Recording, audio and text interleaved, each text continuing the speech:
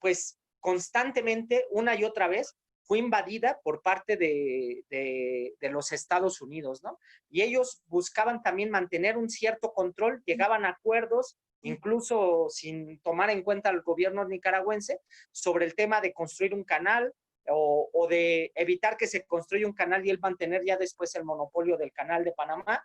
En fin, ¿no? Siempre el tema del comercio fue como un elemento importante dentro de la región y de Nicaragua particularmente, ¿no? Y creo que el ejemplo más burdo, ¿no?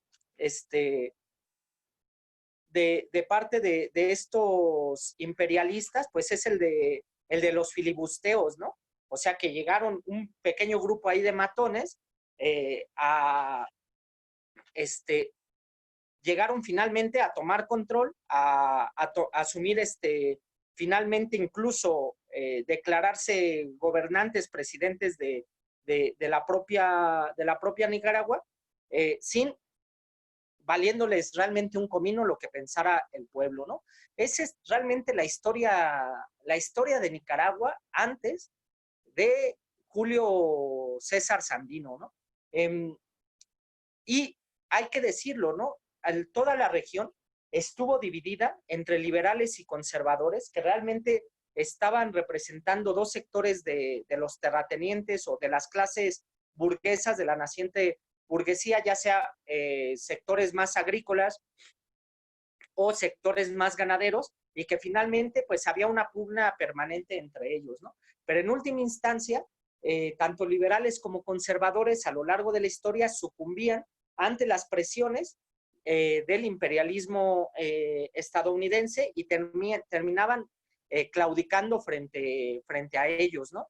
Una y otra vez pues había pugnas y terminaban finalmente cediendo pues la soberanía y cediendo pues todo lo que podían ceder en aquel entonces, ¿no? Y justamente en un proceso de guerra civil, de intervención norteamericana en los años 20, es cuando se da un levantamiento liberal y ese levantamiento termina siendo traicionado por absolutamente todos los dirigentes que en un primer momento pues estaban realmente oponiéndose a esta nueva intervención de los marines estadounidenses en el territorio nicaragüense, ¿no? ¿Cuál es el elemento central de Sandino, ¿no? Que él finalmente no sucumbió ante esa presión, mantuvo las armas y mantuvo una guerra digna y consecuente por la liberación de Nicaragua del yugo imperialista, ¿no? Sandino ya había desarrollado, bueno, había viajado, por ejemplo, a México, había sido impactado por la propia Revolución Mexicana. En los años 20, después de la Revolución Campesina, podríamos decir que vino una revolución obrera o un auge muy fuerte del movimiento obrero en el país, y donde el anarcosindicalismo era muy importante, ¿no? Y que tenía como símbolo la bandera rojinegra, ¿no? Se dice que cuando Sandino finalmente, estando en México como obrero petrolero, finalmente se encuentra con esta intervención imperialista, él arma a un grupo de obreros para finalmente llevar adelante esta defensa de Nicaragua por parte del imperialismo, ¿no? Bueno, incluso hay versiones de que hasta las propias prostitutas, ¿no? Jugaron un papel en ayudar a juntar las armas en México para que el primer grupo sandinista pudiera partir hacia allá, ¿no? Y Sandino lleva consigo un símbolo de la lucha del movimiento obrero mexicano, ¿no? Concretamente, la bandera rojinegra, que posteriormente se convertiría en el símbolo de la lucha en Nicaragua, ¿no? Sandino, pues, mantiene una posición antiimperialista, me parece que consecuente, pero no está dispuesto a avanzar más allá de esta situación, ¿no? Hay otro personaje que me parece bastante interesante, que es Farabundo Martí, que él entra en contacto con Sandino, participa dentro de su propio ejército, en algún momento fue su mano derecha, y realmente Farabundo lo que intentaba era tratar de acercar a Sandino a las ideas del socialismo y llevar su lucha mucho más lejos de la mera liberación de carácter nacional, ¿no? Planteándose el tema de trascender a la lucha por el socialismo, a la lucha por el comunismo, ¿no? Y si uno lee, por ejemplo, a personajes como Julio Antonio Mella, él llegan a plantear esta situación, ¿no? La única forma de liberarse realmente y plenamente del imperialismo es llevando la lucha a partir de los trabajadores mismos y no deteniéndose en el tema de atacar a los ladrones extranjeros, sino también combatir a los ladrones locales, ¿no? Y es llevando esta lucha a la revolución social, a la revolución socialista, ¿no? Sandino tiene un límite con respecto a esta situación, y esa realmente es también la disputa que se desarrolla entre Sandino y Farabundo Martí, rompimiento, y de hecho existen correspondencias, mensajes muy amargos entre uno y otro personaje, pero en última instancia también ellos se guardaron un mutuo respeto, sabiendo que pues eran revolucionarios consecuentes, ¿no? Que al final ambos terminarían dejando su vida en medio de la lucha por sus ideas y por la transformación social, en la lucha contra los oligarcas y contra los propios imperialistas, ¿no? Hay que decir que en ese tiempo, ya estamos hablando finales de los 20, principios de los 30, la crisis del 29 tiene también un efecto muy devastador en las economías centroamericanas, y eso genera también reacciones de lucha revolucionaria en la región, en regiones devastadas. Conocemos el caso que hoy no vamos a tocar, de la insurrección de 1932 en El Salvador, que también fue antecedida por todo un contexto de elecciones, de búsqueda de salidas reformistas al proceso, y termina finalmente en una insurrección abierta a este contexto, ¿no? Hablamos de ese periodo, ¿no? Pero en ese periodo también lo que estaba ocurriendo es que la Internacional Comunista ya estaba en un proceso muy franco de burocratización y pues de una política bajo el estalinismo, pues bastante zigzagueante, ¿no? Y entonces podía el estalinismo en un momento determinado tener una posición oportunista, para el otro periodo, pues terminar en una actitud claramente ultraizquierdista, ¿no? Uno de esos giros coincide en ese periodo, que es un giro ultraizquierdista por parte de la Internacional Comunista, y finalmente a Sandino, que en México, por ejemplo, se le empieza a apoyar con el Comité Manos Fuera de Nicaragua, con personajes como Mella, como Diego Rivera, etcétera, etcétera. Finalmente, termina señalando a este Sandino como un traidor, como un prácticamente apéndice de los imperialistas, de la burguesía, etcétera, y terminan en una lucha sectaria. Y hay que decir que parte de por qué Sandino fracasa en su proceso revolucionario es por el aislamiento en que esta lucha quedó sumida, ¿no? Y ahí los estalinistas también tienen un papel que jugaron de manera muy desleal con respecto a este personaje, ¿no? Nada que ver, por ejemplo, con la época de Mella en el Partido Comunista Mexicano, ¿no? Y finalmente Sandino muere, y esta revolución, este levantamiento nacionalista, antiimperialista, liberal, termina siendo derrotado, pero mira, no es lo mismo ser derrotado luchando que ser derrotado sin luchar, ¿no? Y esta lucha de Sandino genera un referente y un antecedente muy fuerte, muy importante, que tendría una marca en el periodo posterior, ¿no? Y aquí hay otro elemento que me parece muy interesante del desarrollo de Nicaragua, ¿no? ¿Cómo se crea el Estado nicaragüense?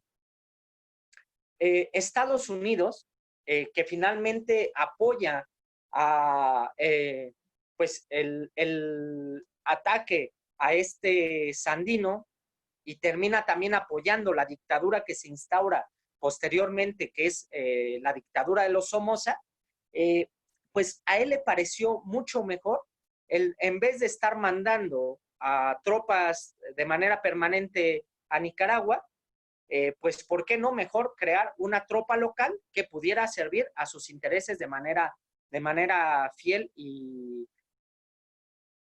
así, ¿no? Y bueno, la Guardia Nacional fue creada básicamente por la intervención directa del imperialismo estadounidense, ¿no? Cuando Engels habla de que el ejército es un cuerpo de hombres armados en defensa de la propiedad, en el caso nicaragüense fue ya llevo bastante. Bueno, me voy a apurar. Aquí realmente fue lo que hicieron. El Estado nicaragüense fue creado por el imperialismo norteamericano, ¿no? Decir, en el año 44, ya lo comentamos, con el impacto de la huelga en El Salvador y todo el contexto, se genera todo un contexto de lucha. Ahí vemos las primeras manifestaciones contra la dinastía de los Somoza, pero ya empieza a desarrollarse dentro.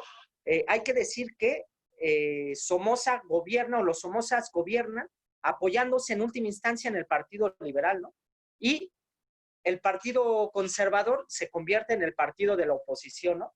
Dentro de las juventudes del Partido Conservador se empiezan a desarrollar,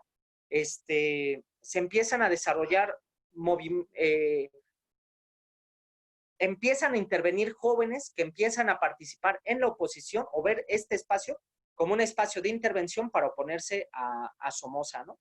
De ahí viene, por ejemplo, Tomás Borge, ¿no? De esos sectores de las juventudes conservadoras, ¿no? Y se empiezan a formar como varios intentos, movimientos estudiantiles, etcétera, para tratar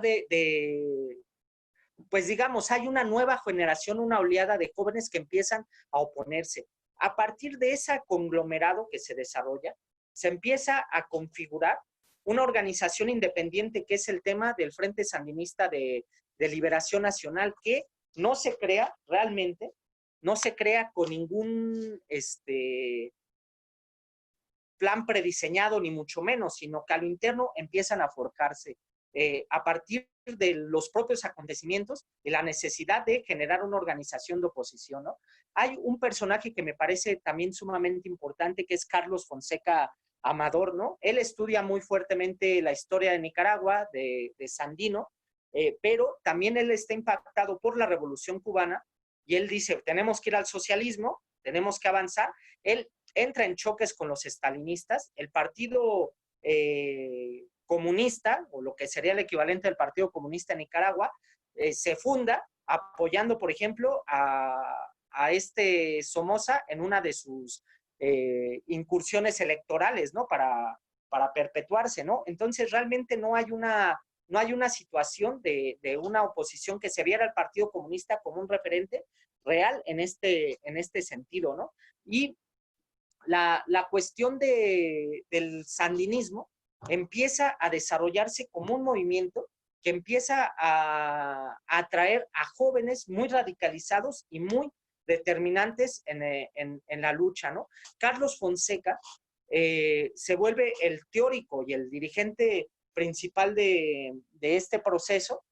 No plantea propiamente la teoría de las dos etapas que en el terreno estalinista, sin embargo, en su búsqueda de plantear una alternativa revolucionaria para Nicaragua, él establece un programa que es el programa histórico del Frente Sandinista, en donde sí hay ambigüedades muy claras que también tendrían un efecto negativo posterior, ¿no? Se ve como el principal enemigo a vencer al Estado somocista, que a su vez era la principal burguesía, ¿no? Porque los Somozas además tenían empresas, etcétera, etcétera, ¿no?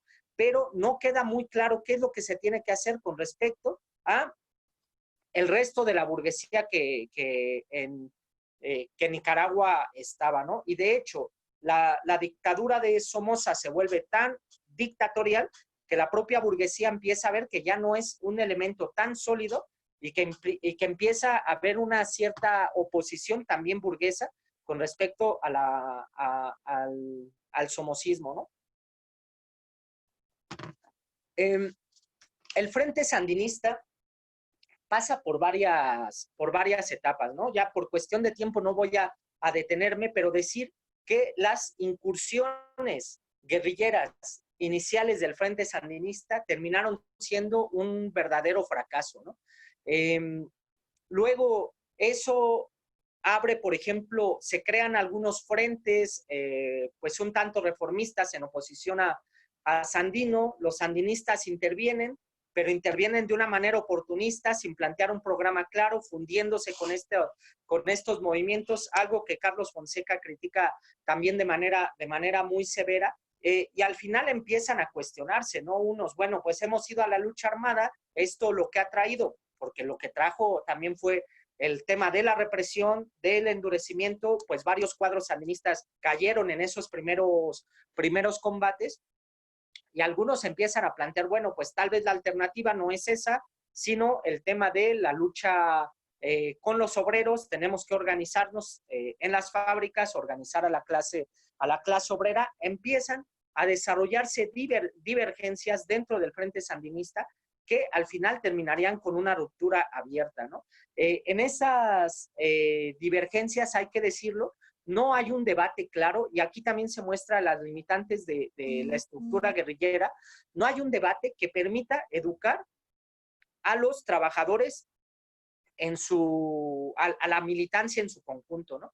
Tú estás en clandestinaje, ¿no? Tú no sabes cuánta gente hay en la organización, tú no conoces más allá de un pequeño círculo alrededor tuyo, ¿no? Y si hay un debate, pues se da en la dirección y solamente hacia abajo se llegan los acuerdos de ese debate si es que llega algo, ¿no? Al final, cuando, por ejemplo, los bolcheviques tenían diferencias, estas diferencias servían para educar a los cuadros y elevar el nivel político de la militancia. Y en Rusia no había una situación había una represión brutal, ¿no? Los dirigentes estaban en el exilio, había progromos por parte de las centurias negras, ¿no? Y eso no impedía que hubiera una democracia fuerte que permitiera discutir, aunque había una dirección centralizada, también se combinaba con un debate muy fuerte. Y el partido bolchevique fue el espacio también de los golpes duros, del debate político, y solo así se fue forjando los cuadros y la dirección, ¿no? Al final, ¿no?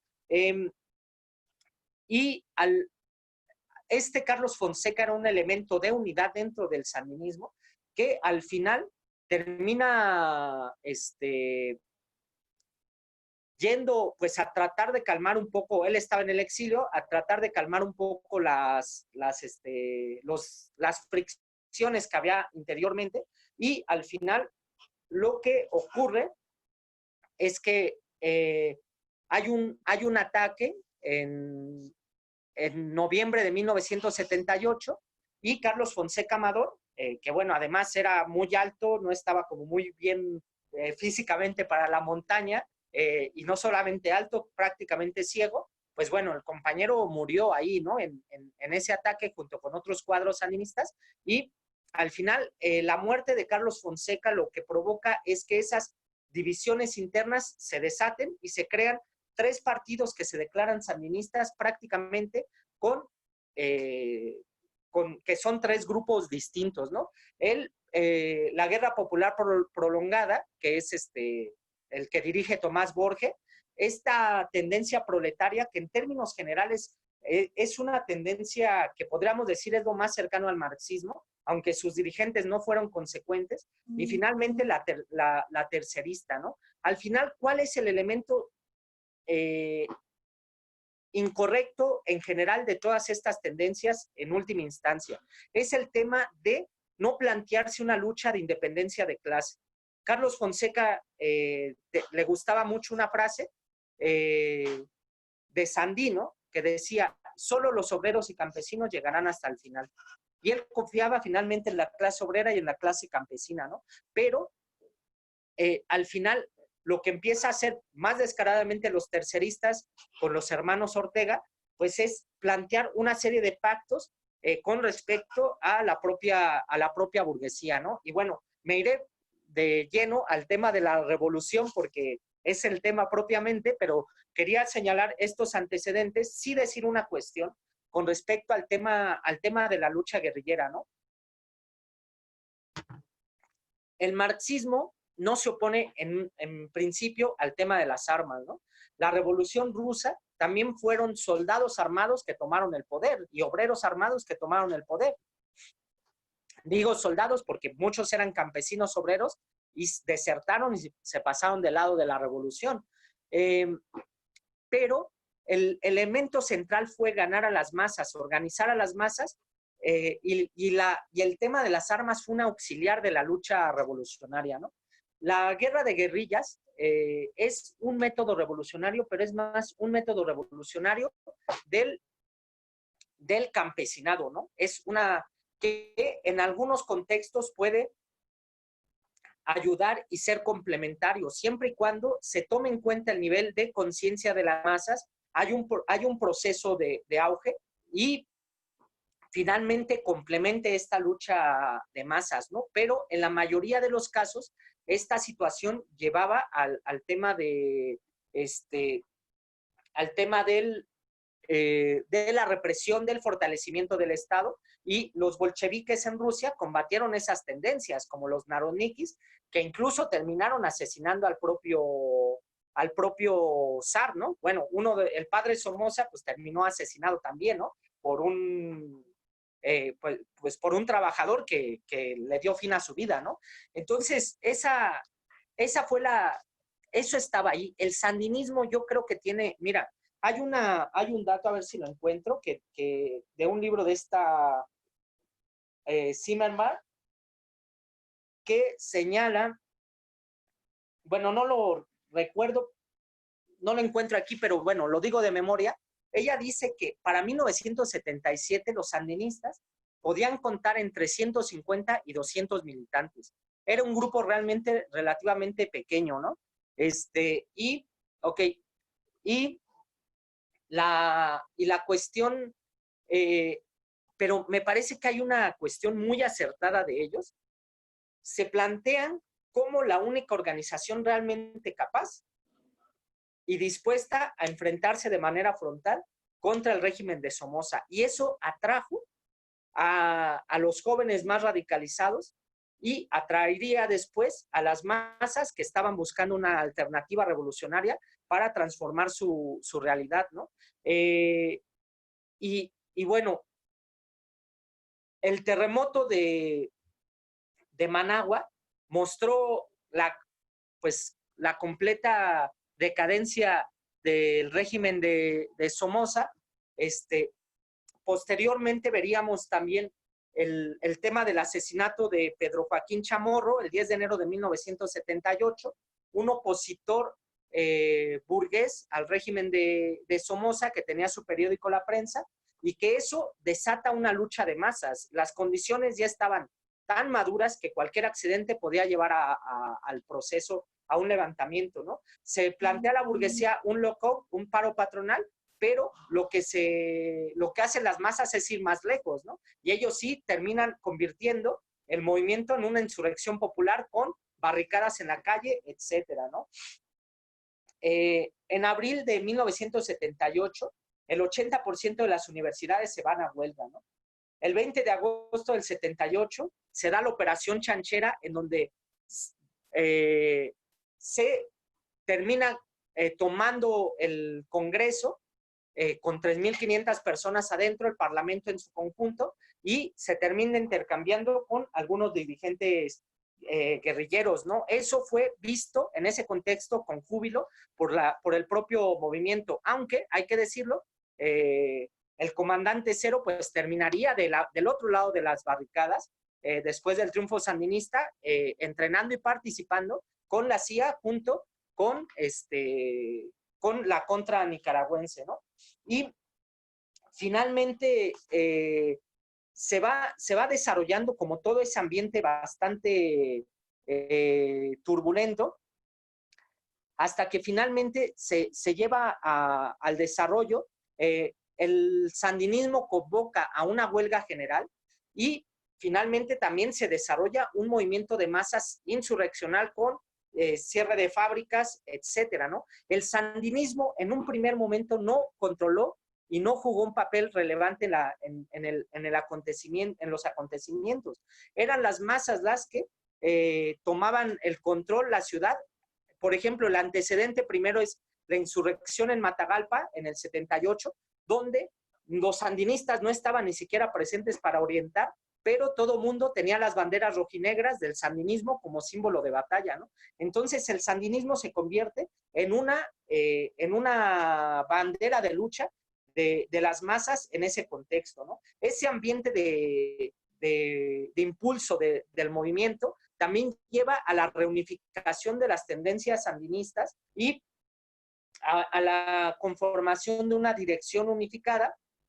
Fue la clase obrera. Hay datos interesantes que comento también en el documento. En esta insurrección de Managua, lo que vemos es el 50% de los muertos fueron obreros, el 29% de los muertos fueron estudiantes, la mayor parte de las bombas iban a barrios obreros que estaban claramente identificados, y bueno, esa insurrección fue lo que deriva posteriormente en la huelga general, hasta que finalmente Somoza trata de maniobrar, poner un gobierno títere, pero eso no detiene el avance del movimiento hasta que el 19 de julio finalmente llegan los sandinistas a Managua y se toma el poder, ¿no? Lo que se establece a partir también de esa política de conciliación de clases, y hay que verlo, ¿no? La burguesía, los chamorros, no jugaron ningún papel en este contexto.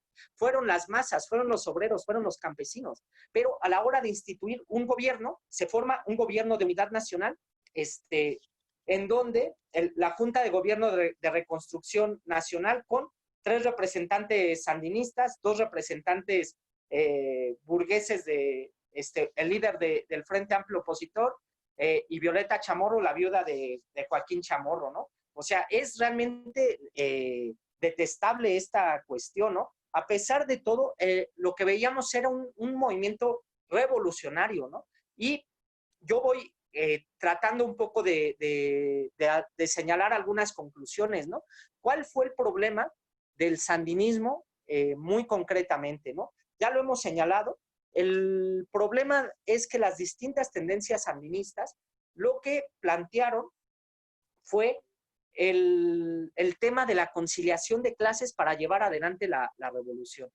Al final, lo que terminan planteando no es una revolución socialista, sino, gracias, Johan, no una revolución socialista, sino el tema de una tercera vía, ¿no?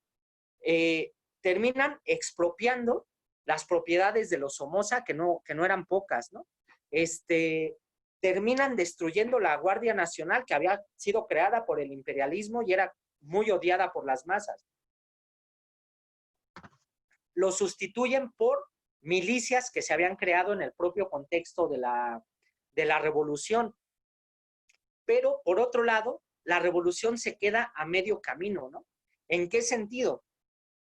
Uno, se forma una economía mixta en donde hay una economía social, pero se mantiene el tema de una economía privada que trata de convivir con esa economía social. Al final, la propia burguesía trata de buscar el tema del mayor beneficio, de combatir finalmente a este gobierno que le es hostil, que no quiere, y utiliza su poder económico para boicotear económicamente también a la propia revolución. Y eso jugaría un papel detestable en las elecciones que en los 90 pierden los sandinistas, ¿no? La otra cuestión, el tema del Estado. Aunque se destruye la Guardia Nacional, dice Lenin en El Estado y la Revolución, la dictadura del proletariado, que no es otra cosa que la democracia obrera, es un poder, una democracia más desarrollada que la democracia burguesa más avanzada. Es decir, que no se trata de quedarte, o digamos, cuando tú tienes un gobierno dictatorial, puede haber muchas ilusiones democráticas por parte de las masas. Pero el problema de los sandinistas es que no sustituyeron la democracia burguesa por una democracia mayor. Y entonces la presión imperialista y la presión de la oposición burguesa interna fue democracia, elecciones, elecciones, elecciones, ¿no? Y finalmente los sandinistas cedieron ante ese tipo de presión. ¿Qué es lo que se debería de haber establecido, no?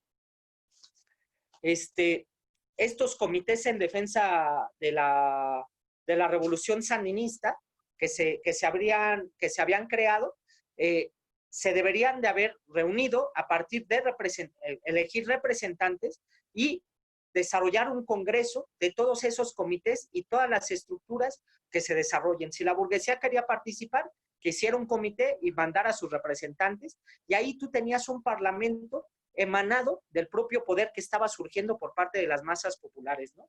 Hay que decirlo, esta revolución dio tierra a los campesinos, permitió dar educación a un pueblo que era analfabeta, ¿no? Le da sobre todo dignidad a este pueblo. Sí hay conquistas muy importantes que da la revolución sandinista, pero si finalmente no rompes, no llegas al punto de no retorno, la revolución se convierte en su contrario. Si no terminas de cambiar el Estado burgués sustituyéndolo por un Estado verdaderamente proletario, ese Estado reacciona contra esos elementos extraños y los termina vomitando, ¿no? Y eso fue lo que ocurrió. Y yo termino.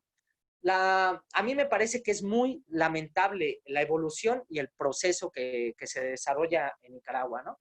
Que es el elemento concreto. Tú estás dispuesto a ir a la revolución, al socialismo, a romper con todo, a luchar por un mundo de igualdad para todos, o finalmente estás dispuesto a mejorar las cosas, las condiciones de las masas, pero conciliar con la propia burguesía, ¿no? Si tú al final estás dispuesto a eso, terminarás estando de acuerdo con por qué no me beneficio un poquito de este proceso, ¿no? ¿Por qué si la revolución no ha llegado a un punto en donde puede dar educación, comida, casa a todos, qué va a pasar si finalmente la revolución se viene abajo, ¿no? Entonces,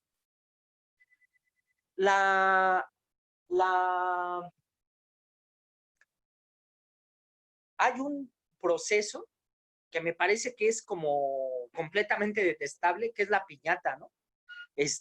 En donde los dirigentes sandinistas terminaron beneficiándose oportunistamente del propio proceso que se desarrollaba, sobre todo más arduamente cuando veían que perdían las elecciones, en donde salió del poder momentáneamente el sandinismo, ¿no? Entonces, esta situación habla de un alejamiento muy fuerte de lo que realmente debe ser un Estado obrero, ¿no? Un Estado donde no haya privilegios, donde el primer ministro puede ser un cocinero, donde un Lenin pasaba hambre, al igual que un obrero en Rusia, en donde, y yo creo que hay otros personajes, el Che Guevara se reducía el salario, no, luchaba contra todo privilegio, y eso no pasó en Nicaragua, ¿no?